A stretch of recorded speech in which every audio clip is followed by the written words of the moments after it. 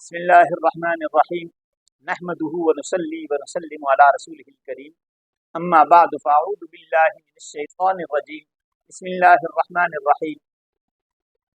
وارکعوا مع الراکعین صدق اللہ مولانا العظیم وقال النبی صلی اللہ علیہ وسلم الصلاة معراج المؤمن وقال النبی صلی اللہ علیہ وسلم قرۃ عینی فی الصلاۃ صدق اللہ مولانا العظیم و صدق رسولہ النبی الامی الکریم۔ معزز سامعین کرام، اللہ تبارک و تعالیٰ کا حکم ورکعوا مع الراکعین، اس حکم میں اللہ تبارک و تعالیٰ باجماعت نماز ادا کرنے کا حکم دے رہے ہیں کہ نماز کی ادائیگی باجماعت کی جائے، اور نبی کریم صلی اللہ علیہ وسلم نے نماز کی اہمیت کو بیان کرتے ہوئے فرمایا الصلاۃ معراج المؤمن، مومن کے لیے نماز معراج کی کیفیت ہے۔ جس طرح پاک پیغمبر صلی اللہ علیہ وسلم اللہ تبارک و تعالیٰ سے ملاقات کے لیے معراج کے موقع پر تشریف لے گئے تھے، تو آپ صلی اللہ علیہ وسلم ارشاد فرماتے ہیں کہ مومن کے لیے نماز معراج کی کیفیت ہے، اس لیے کہ اس میں مومن اپنے رب سے ملتا ہے۔ نماز کی بہترین کیفیت یہ ہے کہ بندے کو یہ استحضار ہو کہ وہ اللہ تبارک و تعالیٰ کو دیکھ رہا ہے۔ اگر یہ نہ ہو تو کم از کم یہ کیفیت ہونا ضروری ہے کہ میں نماز میں کھڑا ہوں اور میرا رب مجھے دیکھ رہا ہے۔ نماز، آپ صلی اللہ علیہ وسلم ارشاد فرماتے ہیں قرۃ عینی فی الصلاۃ، میری آنکھوں کی ٹھنڈک نماز ہے۔ اب ہم خود یہ بات سوچ سکتے ہیں، سمجھ سکتے ہیں نماز کی اہمیت، کہ آپ صلی اللہ علیہ وسلم ارشاد فرماتے ہیں کہ میری آنکھوں کی ٹھنڈک نماز ہے، تو جو نماز پڑھ رہے ہیں وہ تو نبی پاک صلی اللہ علیہ وسلم کی آنکھوں کی ٹھنڈک کا ذریعہ بن رہے ہیں، اور جو نماز میں کوتاہی کر رہے ہیں تو کیا وہ پاک پیغمبر صلی اللہ علیہ وسلم کی محبت اس انداز میں ادا کریں گے کہ نماز نہ پڑھ کے اللہ کا اور اللہ کے حبیب صلی اللہ علیہ وسلم کے حکم کو پس پش ڈال کے، اور جب بندہ اللہ کے حکموں کو پس پش ڈالتا ہے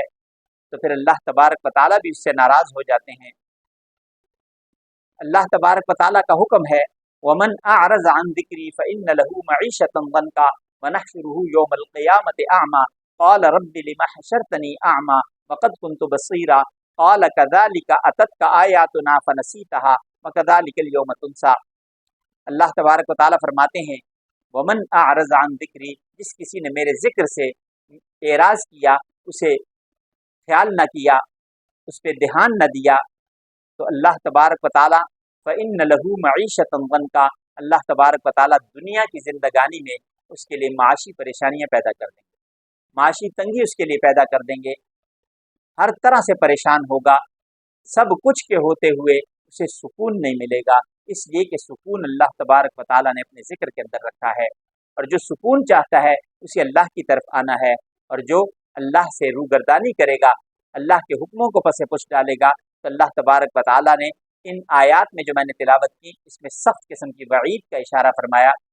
وَمَنْ أَعْرَضَ عَنْ ذِكْرِي فَإِنَّ لَهُ مَعِيشَةً ضَنْكًا وَنَحْشُرُهُ يَوْمَ الْقِيَامَةِ أَعْمَى، دنیا کی زندگانی میں بھی اللہ تبارک و تعالیٰ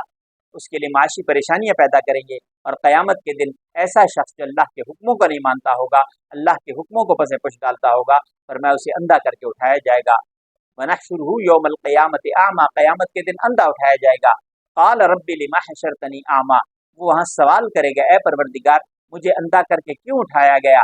حالانکہ میں تو آنکھوں والا تھا۔ اسے کہا جائے گا ہاں بالکل ایسا ہی ہے جیسے تو کہہ رہا ہے، آتتک آیاتنا فنسیتہا وکذالک اليوم تنسیٰ، میرے حکم تیرے پاس آئے تو نے انہیں پس پش ڈال دیا، آج تیری طرف بھی کوئی نظر کرم نہیں کی جائے گی۔ تو اللہ تبارک و تعالیٰ سے یہ دعا ہے کہ اللہ تبارک و تعالیٰ ہم سب کو اپنے حکموں کا پورا کرنے والا بنائے۔ دنیا کی مختصر سی زندگانی ہے، اس زندگی میں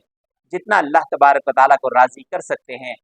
اللہ کو راضی کرنے کی کوشش کریں، اس لیے کہ پھر اس کے بعد جب موت آ گئی تو موت کے بعد پچھتاوے کے سوا کچھ نہیں بچے گا۔ وآخر دعوانا ان الحمد للہ۔